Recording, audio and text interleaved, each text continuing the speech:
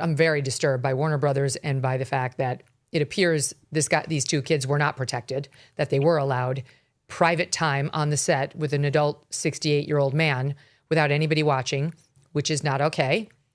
And they've set themselves up for this kind of an allegation, the studio and Timothy Busfield. I also do find it very disturbing he's saying, I don't know them, when the affidavit goes on to allege, Matt, that he and his wife, Melissa Gilbert, had been taking these boys out for dinners, that he was being called Uncle Tim, that she was buying them gifts, including Christmas gifts. And now it's, who are they?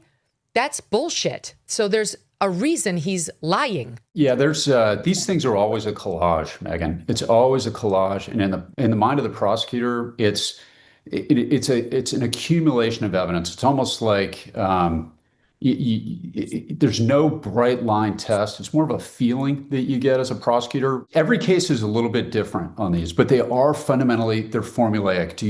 What corroboration do you have? That's the main question. And then one of the most common cases that you see in sexual assault, and this is really a sad reflection of kind of the modern world, is you see custody disputes and you see allegations that essentially are prompted by one parent or the other. You see a ton of those. And I had an old detective, and his name was, he was out of Huntington Beach, great guy, and I'm completely blanking on his name, which makes me a bad person, but he used to give me little yellow stickies with R&R written on the filing packet, which stood for read and reject, which meant, and you look and it's like, okay, custody dispute, okay, here's an allegation of sexual abuse by one parent or the other.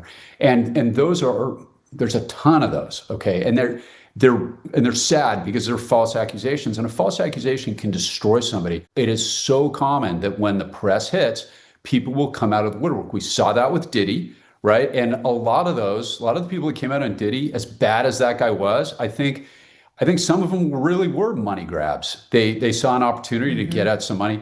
This one, I don't know. You almost always, at the age of 68, this can't be his first rodeo if he's good for it. So with the media, you would expect to see it. There's so much emotion on this issue, as there should be, but one of the reasons why there's so much is that abuse of this kind is so common in our society. One of the questions that the judge always asks when you're picking one of these juries, which is what Mark is doing right now, not on a sex case, but he's doing jury selection today.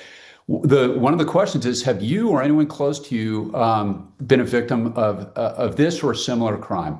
And Megyn, of the 12 jurors on the box, your 12 potential deliberating jurors with a gallery full of other prospective jurors, I've had cases where every single hand in the box went up.